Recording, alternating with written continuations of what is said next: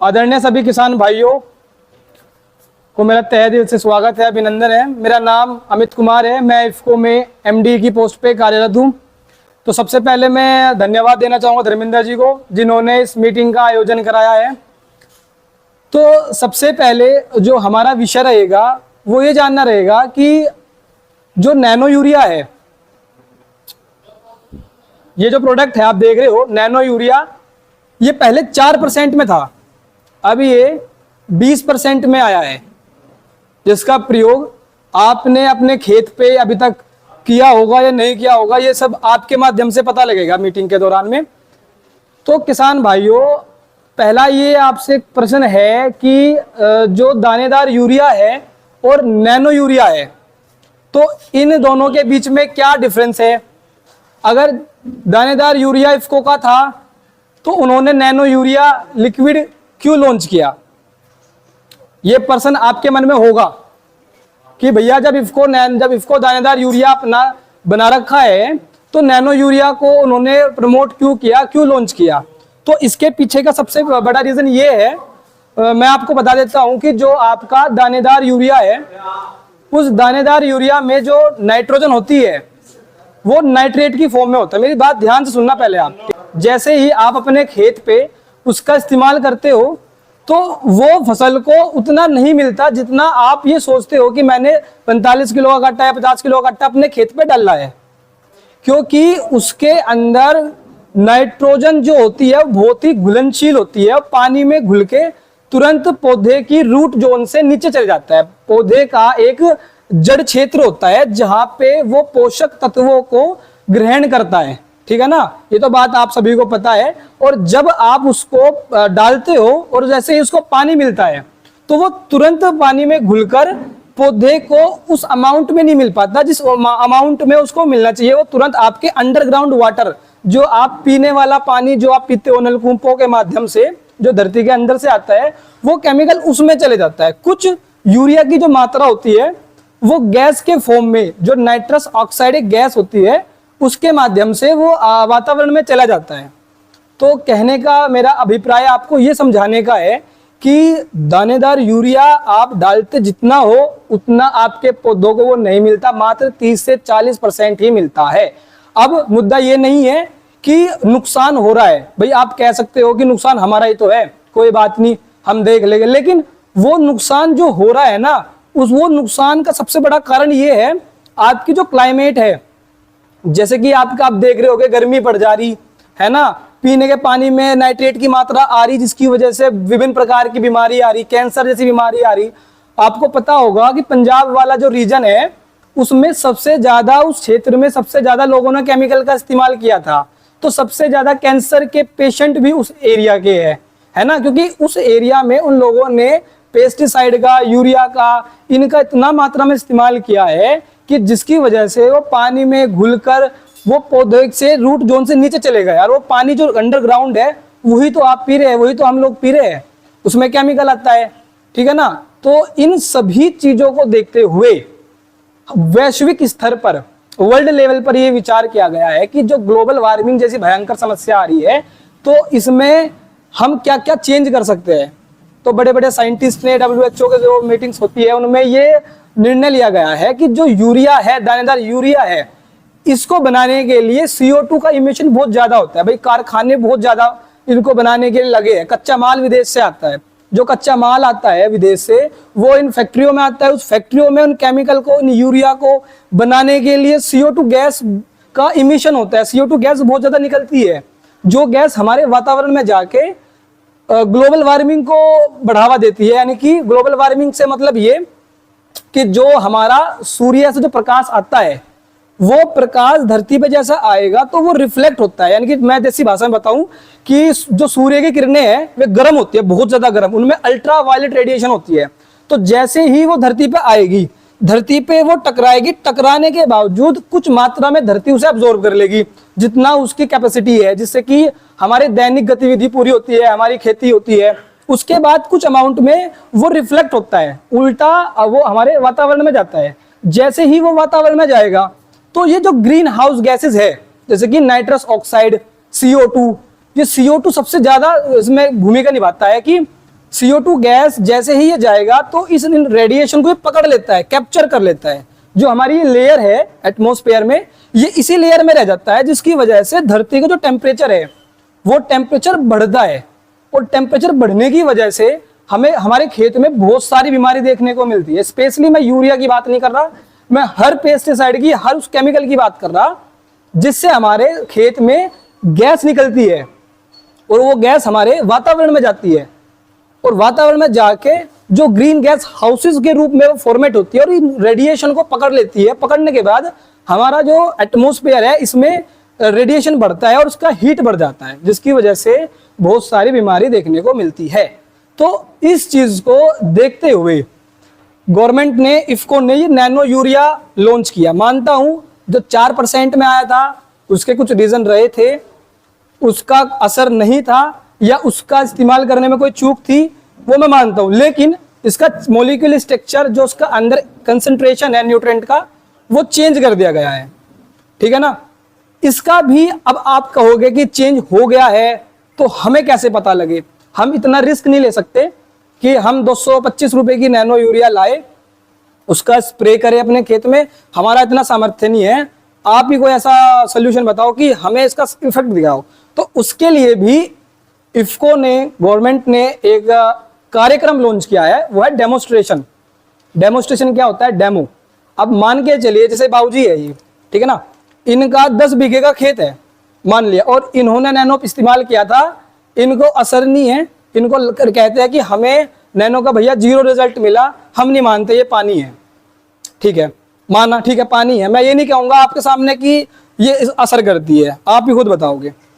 Simple सी चीज है कि इनका 10 बीघे का खेत है बाबूजी का, हमने इनको बोला बाबूजी आप एक काम करो, आप 10 बीघे में नैनो यूरिया का इस्तेमाल मत करो, आप मात्र 9 आप एक काम करो 1 बीघे में आप इस्तेमाल कर लो। 9 बीघे में आप जैसे अपने हिसाब से खेती करते हो, धान की, गेहूं की, गन्ने की, आप 2 धड़ी बीघा आप डाई डाल रहे हो, 2 धड़ी बीघा आप यूरिया डाल रहे हो, वो आप डाल लो, लेकिन 1 बीघा आप कवर कर दो। हम मतलब रिबन से कवर करते हैं, रिबन का एक धागा होता है, उसको उस 1 बीघे के एरिया को हम कवर कर लेंगे। हम बोलेंगे आप इसमें अपना करो, इसमें हमें दे दो, हम अपने हिसाब से करेंगे। जैसे कि गेहूं की, आगे अब गेहूं की फसल उगेगी, तो गेहूं की फसल में हमने बोल दिया कि गेहूं की फसल के जो गेहूं के बीज होते हैं, उस बीज में हम नैनो डीएपी से बीज का शोधन करेंगे। कितना? 5 ml पर किलोग्राम बीज के हिसाब से हमने नैनो डीएपी से बीज का शोधन कर दिया। सिंपल सी बात, ठीक है। उसको 15 मिनट हमने सुखा दिया, सुखाने के बाद में हमने उसको देसी भाषा में पपेड़ दिया। अगर आपके यहाँ सीड ड्रिल से कोई इनोवेशन हो, ठीक है ना, तो सीड ड्रिल से कर सकते हो, वरना पपेड़ने वाला सिस्टम ही ब्रॉडकास्टिंग वाला मेथड ही होता है, आपने वो कर दिया।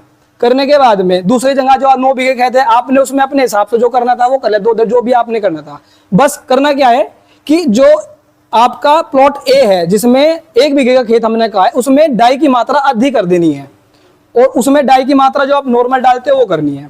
जब फसल 30 से 35 दिन बाद आपकी हो जाती है, जब 2-3 पत्ते निकल जाते हैं, उस समय उस वाले एक प्लॉट में nano DAP, nano urea plus Sagarika, इन तीनों का स्प्रे कराएंगे।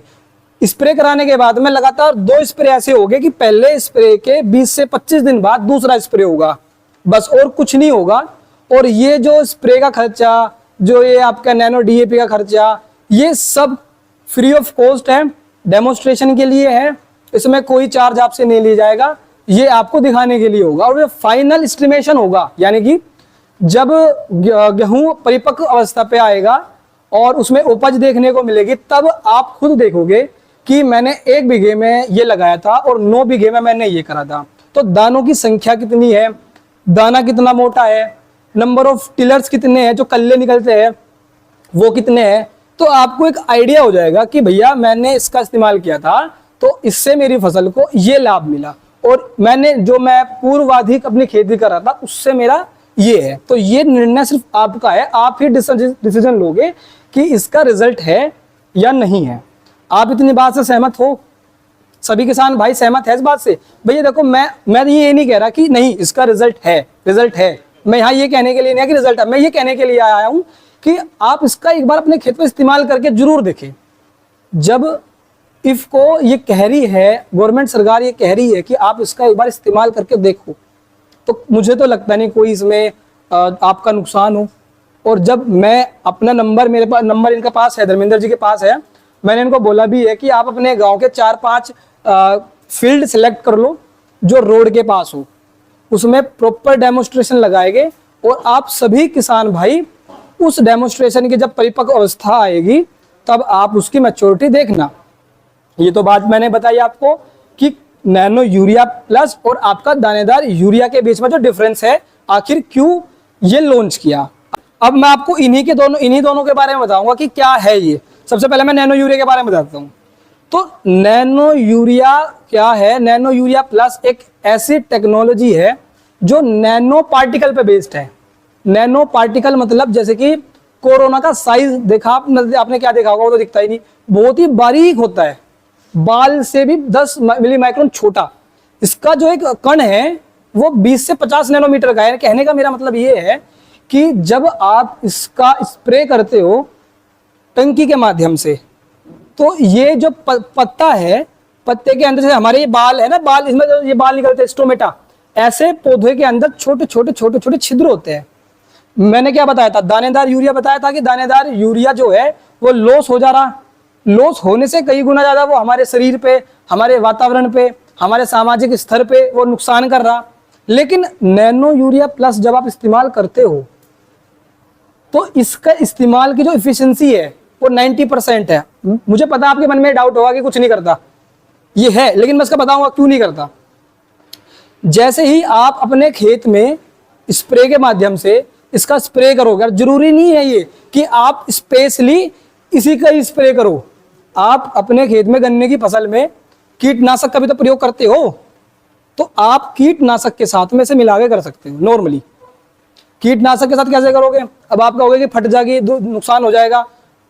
हालांकि फटेगा नहीं, पर मैं आपको एक उसका अल्टरनेटिव बताता हूं। अगर आपको लगता है कि फटती है तो आप एक काम करो, प्लास्टिक की बोतल ले लो, इतनी सी, खेत में कटी रखी रहती है, ठीक है ना, उसमें पानी ले लो, थोड़ा सा पानी ले लिया, उसमें जिस केमिकल को आपको मिलाना है वो केमिकल की उसमें 2-4 बूंद डाल दो, इसकी 5-7 बूंद ले लो, मिला लो, उसको हिला लो।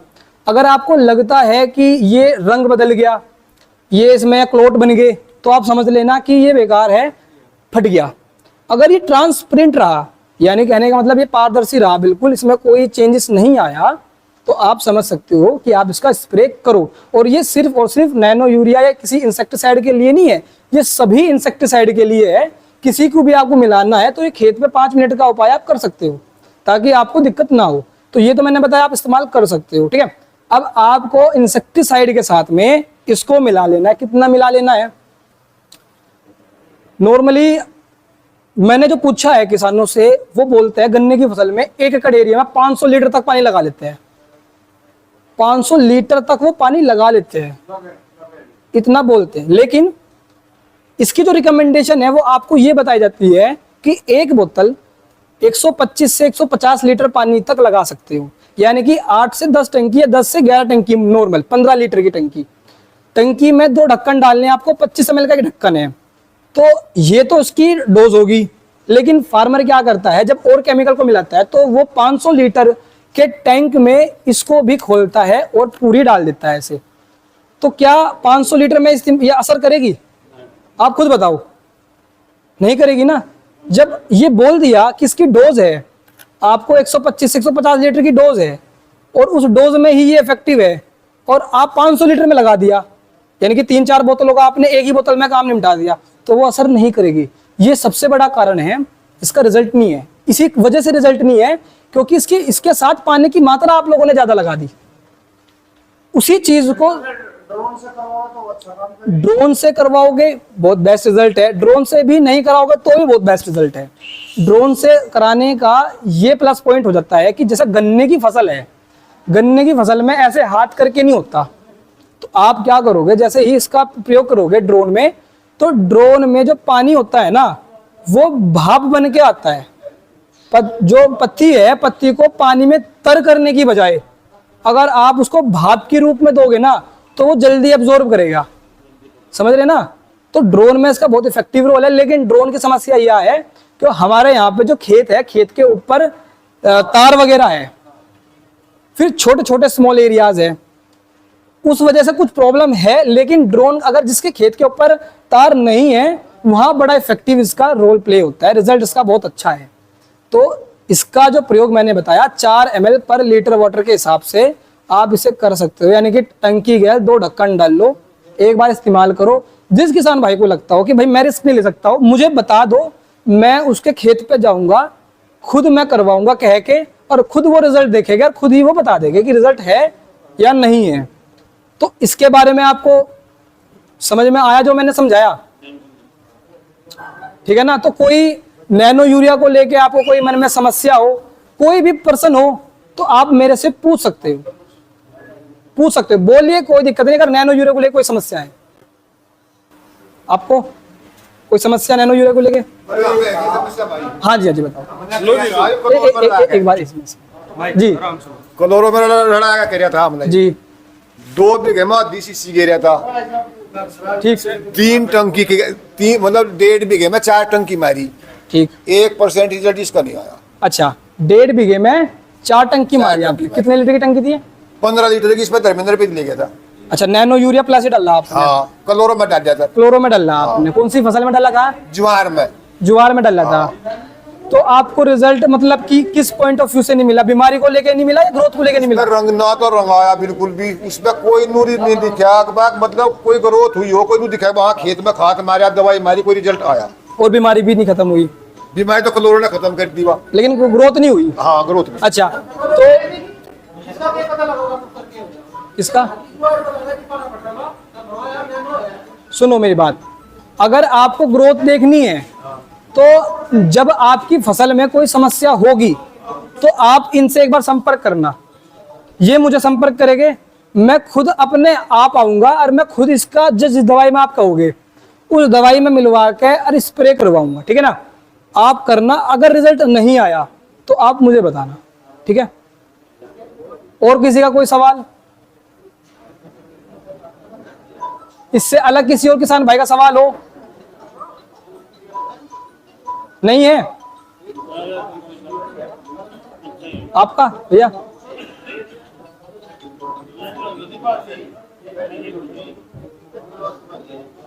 नहीं, बोल सकते हो, कोई दिक्कत की। देखो, मैं आपका छोटा भाई, आपका बालक जैसा ही हूं, बिल्कुल पूछ सकते हो।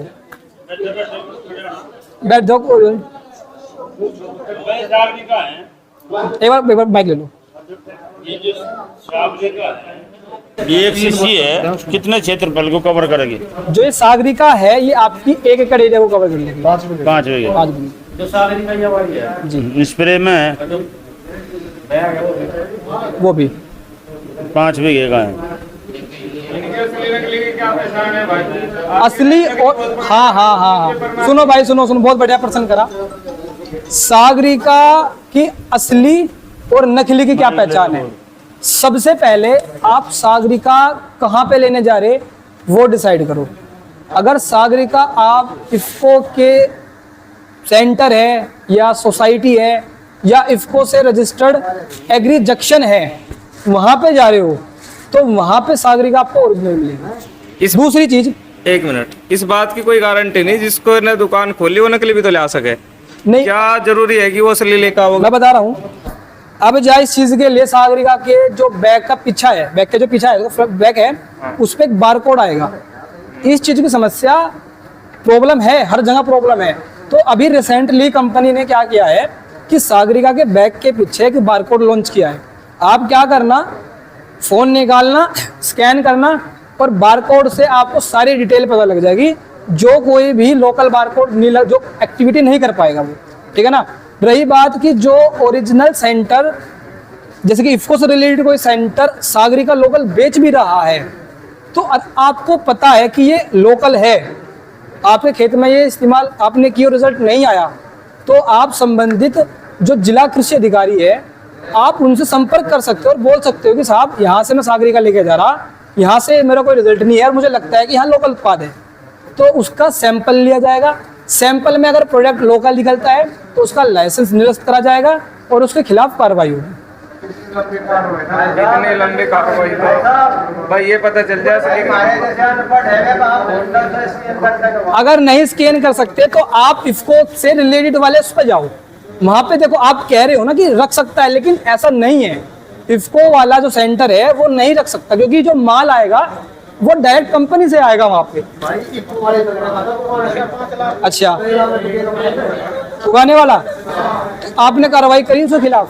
कार्रवाई करवाई? चप्पल लग गया था? एक झटके में 7-8 लाख रुपए देगा। 7-8 लाख रुपए देगा या? तो जो ऐसा कोई कर्म करेगा उसको साथ ऐसे ही फल मिलेगा उसको। तो इस चीज का जो उपाय है वो मैंने बता दिया कि बारकोड लग जाएगा।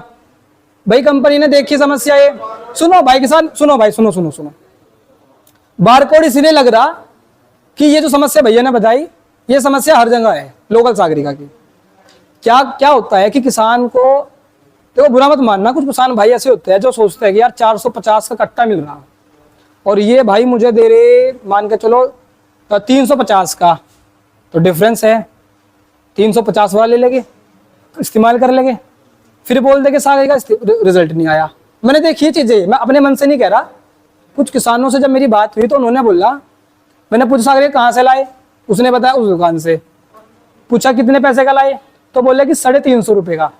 अब ये बताओ, जिस प्रोडक्ट की 375 रुपए की इनवॉइस हो, जो मतलब इफको वालों को मिल रहा है, वो 350 में कैसे बिक देगा?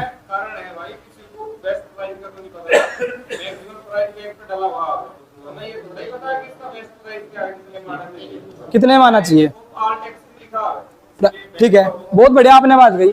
तो आप इस चीज का अपने मन से एक बार, जहां से आप मेन जगह से ला रहे हो, वहां से पूछ सकते हो कि भैया हमें मार्केट से 350 का मिल रहा। इसका भी सबसे अल्टरनेटिव उपाय है, आप उसको बोलो बिल दे दो निकाल के। जहां से जो 350 का आपको दे रहा है उसको बोल दो कि बिल दे दे। अगर वो आपको बिल दे रहा है ना, तो समझ लेना उसका प्रोडक्ट जेन्युइन है। सबसे सटीक उपाय, बिल मांग लो। किसी भी प्रोडक्ट को अगर आपको लगता है कि ये लोकल है या ओरिजिनल है, उसका बिल मांग लो। उसने बिल दे दिया तो ओरिजिनल है, कहीं भी लेके चले जाओ ओरिजिनल है। अगर बिल नहीं दिया तो ये समझ लेना या तो लोकल है या वो बिल देना नहीं चाहता। सिंपल सी बात, ये बात समझ लेना। आप कहीं भी जा रहे, किसी भी दुकान पर जा रहे, कोई भी प्रोडक्ट ले रहे, A to Z, her company का प्रोडक्ट बिल जनरेटेड होता है, GST जनरेटेड होता है, ठीक है ना। दुकान पे बोल दो जाके कि भैया इसका बिल दे दो, बिल दे दिया तो समझ लेना ओरिजिनल है, यहीं पे हम खत्म। ओरिजिनल और लोकल की यहीं पे पकड़ हो जाएगी सबसे पहले, ठीक है। सागरिका ले लो और बिल दे दो आप। अगर आप सोसाइटी पे जाओगे, सागरिका के अदर फ्रेंचाइजी पे जाओगे, अगर आपने बिल की मांग करी तो बिल आपको तुरंत वहां मिलेगा। तो ये तो बात हुई आपकी, जो आपने प्रश्न करे मेरे से उसके जवाब की। अब मैं आगे बढ़ता हूं। जैसे कि हमारा ये प्रोडक्ट है NPK 1919, इसका स्प्रे तो करा होगा आपने, बढ़िया रिजल्ट है। कितने मात्रा में करते हो उसका स्प्रे टंकी में? 4-5, कितने पानी में? रिजल्ट आ जाता है। अच्छा, जो ये आप देख रहे हो 19-19-19, इससे आप क्या समझते हो? नहीं, अगर नहीं पता मैं बताने के लिए हूं, कोई दिक्कत की बात नहीं। क्या है क्या नहीं? ये जो 19-19-19 है, 19 नाइट्रोजन है, 19 फास्फोरस है और 19 पोटास है। यानी कि मैंने क्या बताया था, जो मेजर न्यूट्रिएंट होते हैं वो 3 ही हैं, NPK। और जब आप NPK का इस्तेमाल करोगे स्प्रे के माध्यम से तो रिजल्ट बढ़िया आएगा। अब जैसे कि आप एक 19-19 धरती में गिरने वाला भी आ गया, ठीक है ना, एक स्प्रे वाला भी है। आप धरती वाला गिरो 2 बीघे में और 2 बीघे में इसका स्प्रे करो, दोनों का रिजल्ट देख लो। इसका रिजल्ट तुरंत आ जाएगा 4 से 5 दिन में ही। इसका रिजल्ट जो है वो आपकी फसल पे निर्भर करेगा। सही बात है, वो आपकी फसल पे निर्भर करेगा, फसल की अवस्था पे निर्भर करेगा। लेकिन ऑप्टिमम जो है वो 30 से 40 दिन तक होता है, ठीक है ना। अब आपकी फसल की कौन सी अवस्था है, अगर मान के चलो प्रथम अवस्था है, जिसे कोर बोल दे, ठीक है ना, पहली सिंचाई वाली अवस्था है, उस समय पोषक तत्व वो जब स्प्रे हो गया, पानी लगाने के बाद में जब स्प्रे हो गया 5 टिके पे, उसमें न्यूट्रिएंट की मात्रा पौधे को ज्यादा चाहिए। अब भूख ज्यादा लगेगी तो रोटी ज्यादा खाएगा, भूख कम लगेगी तो कम खाएगा। और वही इंजेक्शन लगा मांस में, तो मांस वाले इंजेक्शन से ज्यादा इफेक्टिव नस वाला होगा। क्यों होगा? क्योंकि वो डायरेक्टली कहाँ गया, वहीं पे ही गया जहां मांस वाला इंजेक्शन लग के जाता। इसी तरह जो ये स्प्रेयर होता है, ये भी कहाँ गया, नस में गया। कहाँ पे नस? स्टोमेटा। डायरेक्ट पत्तियों से होते हुए तने में जाते हुए तने के जो अंदर स्ट्रक्चर है वहां गया, जहां प्रोटीन बनती है, जहां पे आपका फूड बनता है, दाना बनता है, ये वहीं पे गया। समझने की कोशिश करो। अगर कोई समस्या है, भाई साहब सुनो मेरी बात, अगर कोई समस्या आ रही, कोई दिक्कत हो तो पूछ सकते हो मेरे से आप। नहीं, इसको अलग करो। हाँ, इसको अलग करो। नहीं, अलग करो इसको। सिंपली आप ये बताओ, टंकी में मतलब टैंक में मारते हो, अब सारे टैंक वाले हैं तो 500 से तो कम लोगे नहीं मुझे लगता है। तो 500 में आप इससे 1.5 पैकेट डाल दो, बस डाल दो, कोई बात नहीं। हाँ, करो स्प्रे, रिजल्ट देखो।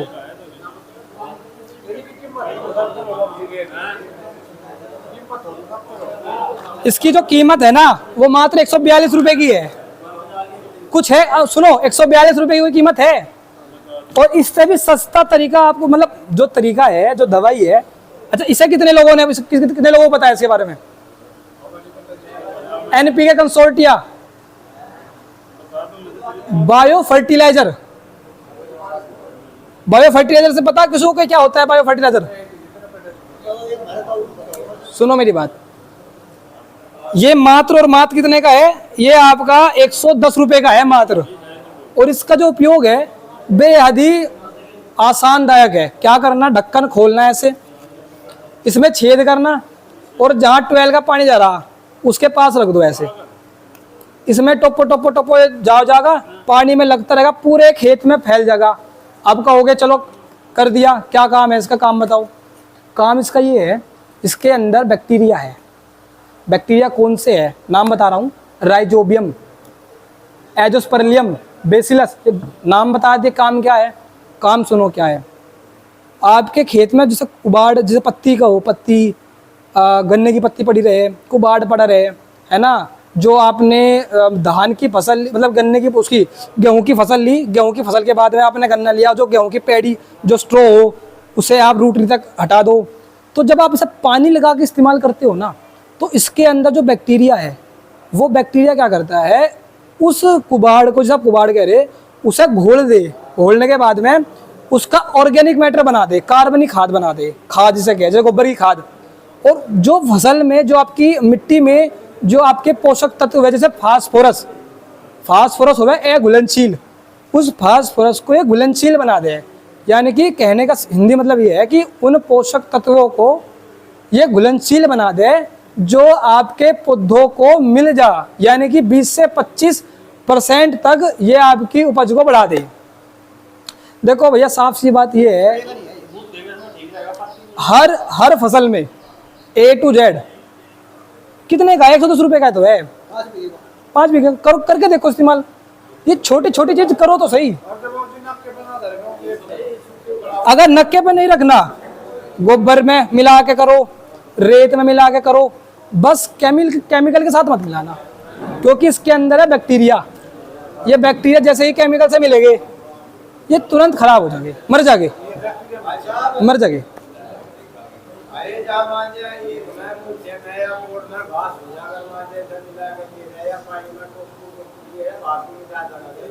घास को नहीं मिटाने का। घास क्या है? सुनो मेरी बात, पूछो घास क्या है? घास एक पौधा ही तो है। अब पौधा है, आप जो गेहूं उगा रहे वो भी पौधा ही है, लेकिन उसका इसका काम ये नहीं है। मैंने क्या बताया? मैंने ऐसे बताया कि जो जिनकी जड़ धरती से निकल गई, जिनको पोषक तत्व नहीं मिल रहे, उनको सड़ा गला देगा ये। हाँ, लेकिन जो जड़ धरती में है, यानी कि उसका पौधे का मुंह नीचे है, नीचे खाना है, वो खाओ जाएगा धीरे धीरे। तो उसके लिए आपको खरपतवार नाशी करना पड़ेगा। खरपतवार नाशी हर्बिसाइड आपको मतलब धरती में मिलाना पड़ेगा। उसका काम ये है, इसका काम ये है कि धरती में जो पोषक तत्व है जो आपकी पौधों को नहीं मिलते, जैसे कि फास्फोरस, डाई आप डाल दो खेत में। कुछ किसान भाई बोल रहे हैं कि डाई डाली थी मैंने और डाई का तो रिजल्ट मिल गया, मुझे तुरंत मिल गया, लेकिन वो डाई का रिजल्ट थोड़ा ही मिला आपको। कुछ तो डाई के ऊपर तक गिरा है नू छिटक के, आप में तो गिरते हो, कुछ लोग गिरो डाई ऊपर तक गिरो। ऊपर से डाई गिरने का क्या मतलब है? ये मतलब है, सुनो, डाई जैसा आपने गिर दी, आप कहोगे कि मुझे तो रिजल्ट मिल गया, डाई उसमें जो फास्फोरस है ना उसका रिजल्ट नहीं मिला आपको। रिजल्ट मिला जो उसमें 18% नाइट्रोजन है, नाइट्रोजन का रिजल्ट मिला। डाई में जो फास्फोरस है उसका रिजल्ट मिलेगा आपको 1 से 1.5 महीने बाद, क्योंकि उसमें जो फास्फोरस है वो घुलती नहीं, वो बिल्कुल मिट्टी को पकड़ के एकदम तक वहीं हो जा, फिक्स हो जा। और जैसे आप इसका इस्तेमाल करोगे तो इसके अंदर जो बैक्टीरिया है वो बैक्टीरिया उस फिक्स फास्फोरस को क्या करेगा, उसको उसमें जो कार्बन प्रेजेंट है उसको खा के उसे घुलनशील बना देगा। और जैसे ही वो घुलनशील बनेगा तो पौधा उसे तुरंत ले लेगा। तो डाई को कुंडों में गिरा करो, ऊपर से गिरने से बजाय कूड़ों में गिरा करो, मैती में गिर दिया करो, समझ गए?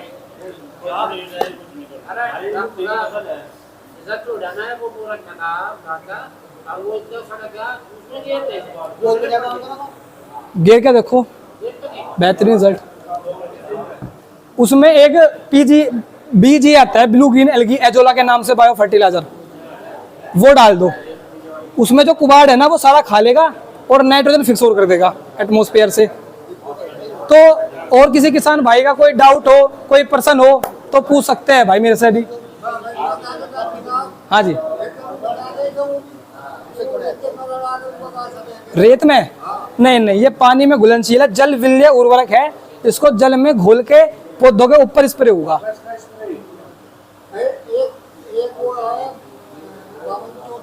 05234 उसमें क्या है, उसमें नहीं देखो ये रहा 05234, इसमें लिखा हुआ है जल घुलनशील उर्वरक कि ये जल में ही घुल के डलेगा। अगर आप इसको रला कर डालोगे तो पाउडर है, पाउडर धरती पे ऐसा पड़ा रहेगा, पानी मिलेगा नहीं, ऐसा फिर ये असर नहीं करेगा। आप इसका स्प्रे करोगे तो ये पौधे के स्टोमेटा के द्वारा पौधे के अंदर चले जाएगा, ठीक है ना। तो और किसी किसान भाइयों को डाउट है? नहीं, इसे क्यों इससे नहीं मिला के, देखो इसमें 52 है, इसमें 34 है, इसमें 19 है, तो फास्फोरस और पोटाश तो दोनों में मिल गया। इसमें नाइट्रोजन नहीं है, इसके साथ आप एक काम कर सकते हो, नैनो यूरिया मिला सकते हो। हाँ, नहीं इसमें नाइट्रोजन ऑलरेडी है, लेकिन अगर आप इसको जीरो को नैनो यूरिया मिलाकर डालोगे तो उसका असर बहुत बढ़िया होगा। हाँ,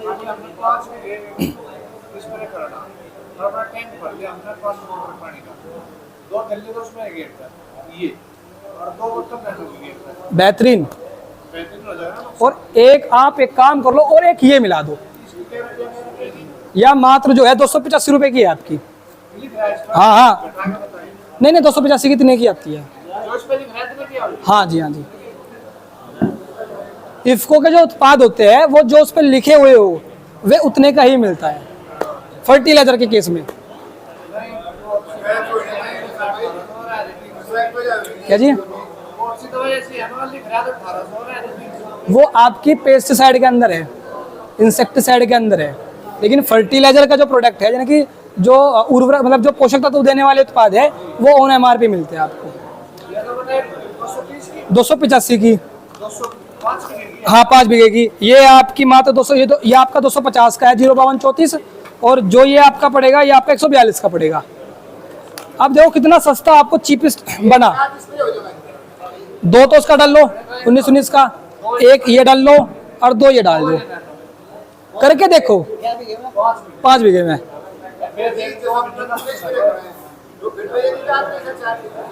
$500 लीटर लगा रहे ना पानी आप।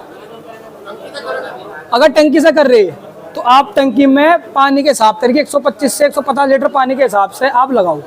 अगर आप बड़ा टैंक ले रही है तो आप उसमें डाल लो 2 पैकेट।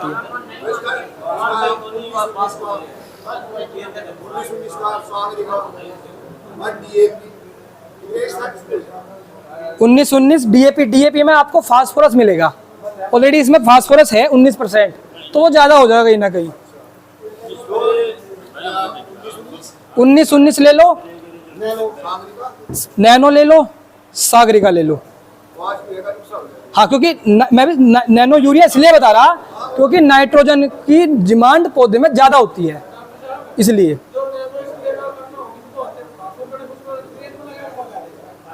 कुछ नहीं होने का। अब मान के चलो जो चीज नस के, आपके वाली बात, जो इंजेक्शन नस के लिए मिला वो मांस में थोड़े लग जाएगा। जो इंजेक्शन नस के लिए बना वो मांस में थोड़े लग जाएगा, वो नस में ही लगेगा। हाँ, कितने?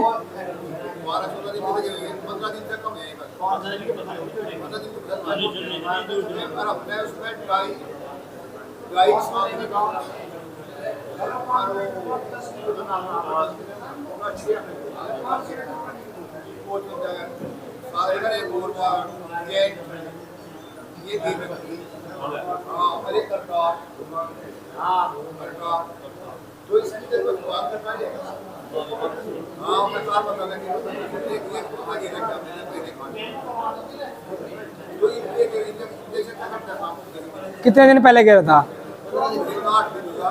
8 दिन हुए। तो जब फसल में सिम्टम्स, मतलब पत्ती जब पीली पड़ जा, पत्ती सूख जा, उस समय पानी लगाने के बाद में आप फिर स्प्रे करवाइयो।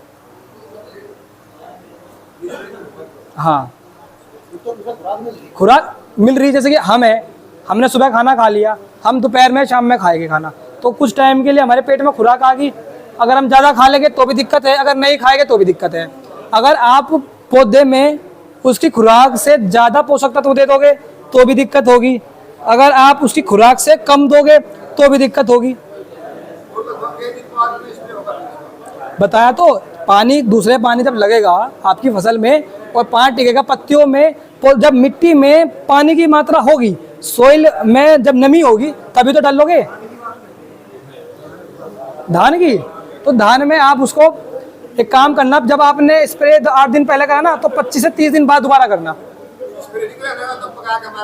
आप कोई नहीं, 20 दिन बाद आप स्प्रे करना, दूसरी डोज करना, ठीक है ना। और सुनो, दूसरी बात यह है कि आपके ही बीच में से किसान के नाम आप सिलेक्ट कर लेना, 5 किसान के नाम सिलेक्ट कर लेना जो रोड पे हो, उनके खेत पे डेमो लगाएंगे। जिस प्रोडक्ट को आप ये कहते हो कि इसका असर नहीं है, सुनो, जिस उत्पाद को आप ये मानते हो कि उसका रिजल्ट नहीं है, उसी उत्पाद का आपके हाथों के द्वारा आपके ही सामने, आपके ही खेत पे डेमो लगेगा। और आप खुद देखना कि मैंने ये डेमो लगवाया था, और 5, 10, 15 किसान, यही किसान भाई जाके वो आपकी, जैसे कि मैक्सिमम 5 बीघे का एरिया कवरेज मिलता है, 5 बीघे का। अगर कोई किसान भाई ये कहे कि हमारा 10 बीघा खेत है और 5 बीघे पे हम इतना बड़ा रिस्क नहीं लेते, कभी भाई हमारी कम उपज मिल जा, हम 1 बीघे पे करेंगे, तो 1 बीघे पे कर लो। दवाई सब है, लेकिन कुछ किसान क्या होते हैं, ये कहते हैं कि भैया हमने अगर लगा लिया, जो छोटे किसान होते हैं वो बोलते हैं कि अगर हमारी उपज कम होगी तो कहीं ना कहीं हमें लॉस होगा, तो हम तो छोटे से एरिया में दिखा दो करके, अगर हमें यहाँ रिजल्ट अच्छा मिला तो हम अगली बार पूरे खेत में करवाएंगे। तो आप धर्मेंद्र जी से नंबर लिखवाना, जिस भी उत्पाद को आप कहोगे उस उत्पाद में हम आपका डेमो लगा के दिखाएगा और आप खुद देख लेना। अब मैं दूसरी बात आपको ये बताता हूं कि हमारी जो फसल है, उस फसल को अपना जीवन चक्र पूरा करने के लिए 17 आवश्यक पोषक तत्वों की आवश्यकता होती है। ये बात आपको पता होगी, ठीक है ना। अगर उनमें से एक भी पोषक तत्व की कमी हो जाती है तो हमारी फसल की जो क्षमता है कि बोलते हैं कि इस वैरायटी के इतने क्विंटल प्रति हेक्टेयर देने की उपज है, 50 क्विंटल 60 क्विंटल प्रति हेक्टेयर देने की उपज है, अगर उस फसल को आपने खेत में लगाया और खेत में आपके 17 पोषक तत्वों में से किसी एक भी पोषक तत्वों की कमी होगी तो वो उपज इतनी नहीं दे पाएगी। तो इसके लिए, इससे बचने के लिए आपको सबसे पहले क्या करना होगा? इससे बचने के लिए सबसे पहले आपको मृदा परीक्षण कराना होगा। मृदा परीक्षण कराते हो आप लोग? कराते हो? कोई बात नहीं। ये पता है कि कहाँ पे होता है मृदा परीक्षण? बागपत में चलो, मृदा परीक्षण कराना क्यों जरूरी है? अब आपके मन में ये होना चाहिए कि क्यों जरूरी है। हम तो खेती कर रहे, नॉर्मली हमारा निकलता है खेत बढ़िया, उसके अंदर न्यूट्रिएंट है, लेकिन वो एक लिमिट में है, एक क्षमता है उसकी, एक क्षमता से ज्यादा जब आप उसका दोहन कर लोगे ना तो आपको वो मिलेगा नहीं। आप क्या डाल रहे हो? डाई डाल रहे हो, यूरिया डाल रहे है ना, कैल्शियम भी डाल देते हो, सल्फर भी डाल देते हो कभी कभी, तो इसमें कुछ पोषक तत्वों की पूर्ति हो रही, लेकिन सारे पोषक तत्वों की पूर्ति नहीं हो रही। अब मान के चलो शरीर में कोई रोग लग जाए इंसान के, तो पहले वो लोकल गांव वाले डॉक्टर के पास जाएगा, उसको बोलेगा भैया मेरे को बुखार है, जुकाम है, तो वो आपको नीली लाल गोली, पीली गोली आपको बांध के दे देगा। आप उसको अगर खाने के बाद में आपको आराम लग गया, इट्स ओके, आप अपने डेली कंटिन्यू काम करोगे। लेकिन अगर आराम नहीं लगा तो आप बड़े डॉक्टर के पास जाओगे, बड़ा डॉक्टर आपको गोली नहीं बांधेगा, वो आपको बोलेगा टेस्ट करो, टेस्ट बोलेगा। अब वो टेस्ट इसलिए बोलेगा कि आपके शरीर में, आपके अंदर किन किन बीमारियों का प्रकोप लगा हुआ है, क्या रोग लगा हुआ है, वो उस टेस्ट में देख लेगा। इसी तरह मृदा में क्या दिक्कत है, कितने न्यूट्रिएंट की कमी है, क्या उसके अंदर पोषक तत्व है नहीं है, तो वो उस चीज को सोइल टेस्ट के माध्यम से आपको बता देगा कि भैया आपके खेत में इन पोषक तत्वों की कमी है, और आप इन पोषक तत्वों को अपने खेत पे डालिए। और जैसे ही आप उन पोषक तत्वों को अपने खेत में डालोगे तो मैं लिख के देता हूं सर, आपकी जो उपज है वो पिछले साल के अकॉर्डिंग बढ़ के ही मिलेगी। पोषक तत्व, कितने पोषक तत्व हैं? तो 17 पोषक तत्व मैंने बताया। कौन कौन से हैं आपको पता है? कौन कौन से हैं? कितने पता है भैया? बताओ आप, जोर से बताओ, जोर से खड़े होके बता दो भैया एक बार। नहीं बता दो, कोई दिक्कत नहीं।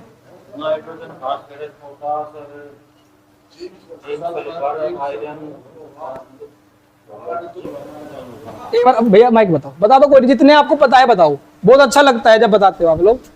बोलो। Nitrogen, potash, zinc, sulphur, iron और फेरस, मैग्नीशियम,